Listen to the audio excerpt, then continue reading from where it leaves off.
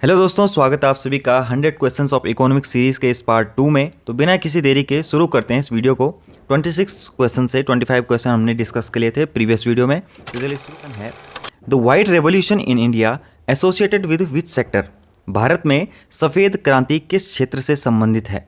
Agriculture कृषि, dairy textile यानी वस्त्र से, या सर्विसेज यानी सेवा क्षेत्र से? तो इस क्वेश्चन का राइट आंसर हो जाएगा ऑप्शन बी, डेयरी से यानी दूध से। बढ़ते हैं अगले क्वेश्चन की तरफ। What is the main purpose of the national rural livelihood mission NRLM? राष्ट्रीय ग्रामीण आजीविका मिशन का मुख्य उद्देश्य क्या है? Poverty reduction and employment generation, गरीबी उन्मूलन और रोजगार सृजन, एग्रीकल्चरल डेवलपमेंट, स्किल डेवलपमेंट, या ये सभी? तो इस क्वेश्चन का राइट आंसर हो जाएगा option A, poverty reduction and employment generation यानी गरीबी उन्मूलन और रोजगार सृजन। अगला क्वेश्चन है, which of the following is a direct tax? निम्नलिखित में से कौन सा प्रत्यक्ष कर है? तो प्रत्यक्ष कर आपको इसमें से बताना है sales tax, income tax, excise duty या फिर कस्टम्स ड्यूटी। तो इसका राइट आंसर हो जाएगा ऑप्शन बी, इनकम टैक्स को गिना जाता है डायरेक्ट टैक्स में। अगला क्वेश्चन है, what is the meaning of the term capital market? पूंजी बाजार शब्द का अर्थ क्या है? A market for buying and selling commodities यानी वस्तुओं की खरीद और बिक्री के लिए बाजार। A market for long term investment and finance, दीर्घकालिक निवेश और वित्त के लिए बाजार। A market for short term loans, अल्पकालिक ऋण के लिए बाजार।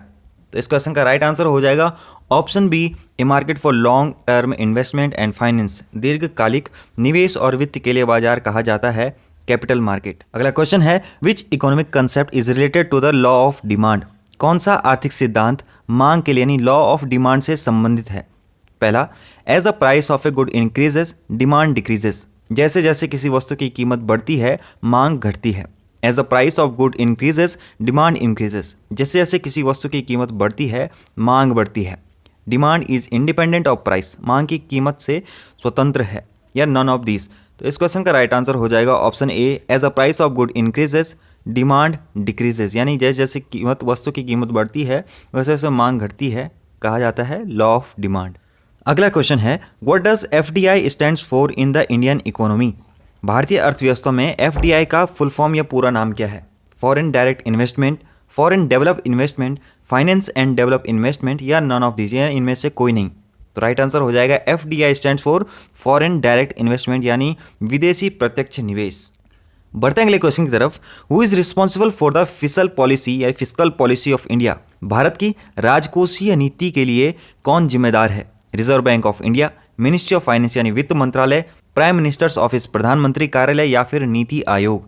तो इस क्वेश्चन का राइट आंसर हो जाएगा option B, ministry of finance यानी वित्त मंत्रालय डिसाइड करता है भारत की राजकोषीय नीति फिस्कल पॉलिसी। अगला क्वेश्चन है, which is the largest sector in India's economy in terms of employment? रोजगार के संदर्भ में भारत की अर्थव्यवस्था का सबसे बड़ा क्षेत्र कौन सा है? सर्विसेज, इंडस्ट्री यानी उद्योग, एग्रीकल्चर यानी कृषि, या फिर निर्माण यानी कंस्ट्रक्शन? तो राइट आंसर हो जाएगा ऑप्शन सी, एग्रीकल्चर। एम्प्लॉयमेंट के हिसाब से, एम्प्लॉयमेंट के बेस से इंडिया इकोनॉमी का सबसे लार्जेस्ट सेक्टर है। नेक्स्ट क्वेश्चन है, which of the following is the most important indicator of economic growth? निम्नलिखित में से कौन सा आर्थिक विकास का सबसे महत्वपूर्ण संकेतक है? GDP growth, inflation rate, unemployment rate, या फिर टैक्स रेवेन्यू? तो राइट आंसर हो जाएगा ऑप्शन ए, GDP ग्रोथ आपका मोस्ट इंपॉर्टेंट इंडिकेटर है इकोनॉमिक ग्रोथ का। अगला क्वेश्चन है, what is the main aim of the प्रधानमंत्री जन धन योजना PMJDY? प्रधानमंत्री जन धन योजना का मुख्य उद्देश्य क्या है? फाइनेंशियल इंक्लूजन यानी वित्तीय समावेशन, health insurance for rural population, ग्रामीण आबादी के लिए स्वास्थ्य बीमा, स्किल डेवलपमेंट कौशल विकास, या फिर हाउसिंग फॉर ऑल सभी के लिए आवास? तो प्रधानमंत्री जन धन योजना आपको पता होगा ऑप्शन ए, फाइनेंशियल इंक्लूजन यानी वित्तीय समावेशन। अगला क्वेश्चन है, व्हाट इज मॉनेटरी पॉलिसी? इससे पहले भी पार्ट में क्वेश्चन बना है। प्राइमरीली कंसर्न्ड विद, मौद्रिक नीति मॉनेटरी पॉलिसी मुख्य रूप से किससे संबंधित है? मैनेजिंग फिस्कल डेफिसिट यानी राजकोषीय घाटे का प्रबंधन, managing inflation and interest rate, मुद्रास्फीति और ब्याज दरों का प्रबंधन, इकोनॉमिक ग्रोथ यानी आर्थिक वृद्धि, या फिर रेगुलेशन ऑफ ट्रेड पॉलिसीज, व्यापार नीतियों का नियमन? तो राइट आंसर हो जाएगा आपका option B, managing inflation and interest rates. अगला क्वेश्चन है, the world bank is headquartered in which city? यानी वर्ल्ड बैंक का मुख्यालय कहाँ है या किस शहर में है? वॉशिंगटन DC, न्यूयॉर्क, पेरिस, या फिर जेनेवा? तो राइट आंसर हो जाएगा, इजी ऑप्शन है, इजी क्वेश्चन है, वॉशिंगटन डीसी इसका राइट ऑप्शन हो जाएगा। अगला क्वेश्चन है, what does the term deficit financing mean? घाटा वित्त पोषण शब्द का अर्थ क्या है?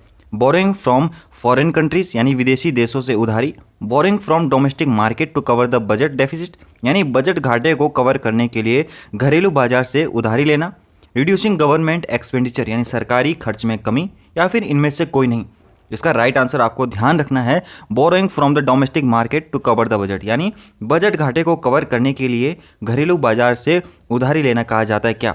Deficit financing. अगला क्वेश्चन है, what is the full form of SEBI? Current में बहुत ट्रेंडिंग में टॉपिक है ये। सेबी का पूरा नाम क्या है? Securities and exchange board of India, B है इसका special economic board of India, C है securities and economic bureau of India, या फिर इनमें से कोई नहीं। तो राइट आंसर आपको लगाना है option A, securities and exchange board of India. अगला क्वेश्चन है, which is the largest component of India's foreign exchange reverse यानी भारत के विदेशी मुद्रा भंडार का सबसे बड़ा घटक यानी कंपोनेंट कौन सा है? गोल्ड रिजर्व्स सोने के भंडार, फॉरेन करेंसी एसेट्स विदेशी मुद्रा संपत्तियां, स्पेशल ड्राइंग राइट्स यानी विशेष आहरण अधिकार, रिजर्व ट्रेंच पोजीशन यानी आरक्षित खंड स्थिति। तो राइट आंसर हो जाएगा option B, foreign currency assets यानी विदेशी मुद्रा संपत्तियां आपकी क्या है? भारत के विदेश मुद्रा भंडार का सबसे बड़ा कंपोनेंट है। अगला और इंपॉर्टेंट क्वेश्चन है, what is the primary aim of India's goods and services tax GST?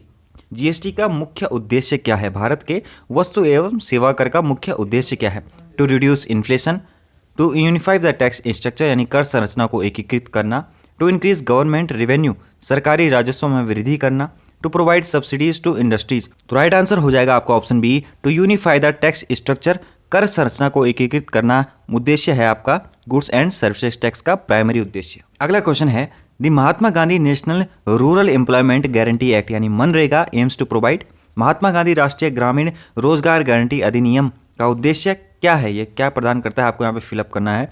Health care services, minimum wage employment in rural areas, agricultural loans, या फिर हाउसिंग इन रूरल एरियाज। इसका राइट आंसर आपको mark करना है, पीछे भी discuss हुआ है क्वेश्चन, हो जाएगा minimum wage employment in rural areas, ग्रामीण क्षेत्रों में न्यूनतम वेतन रोजगार 100 दिन के लिए, ये हमने पीछे पढ़ा है। अगला क्वेश्चन है, which of the following is the first country to adopt the GST?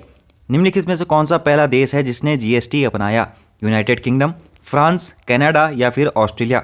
Right answer आपको मार्क करना है ऑप्शन बी, फ्रांस। अगला क्वेश्चन है, what is the main aim of digital India initiative? Digital India पहल का मुख्य उद्देश्य क्या है? To increase internet penetration in rural areas, ग्रामीण क्षेत्रों में इंटरनेट प्रवेश बढ़ाना, to develop the digital infrastructure of the country यानी देश की डिजिटल बुनियादी ढांचे का विकास करना, to promote digital literacy digital साक्षरता को बढ़ावा देना, या सभी। तो ये सभी उद्देश्य फॉलो करते हैं डिजिटल इंडिया इनिशिएटिव को। तो राइट आंसर हो जाएगा option D, all of the above. अगला क्वेश्चन है, the primary objective of the national skill development corporation यानी एनएसडीसी का मुख्य या प्राथमिक उद्देश्य क्या है? राष्ट्रीय कौशल विकास निगम का मुख्य या प्राथमिक उद्देश्य क्या है?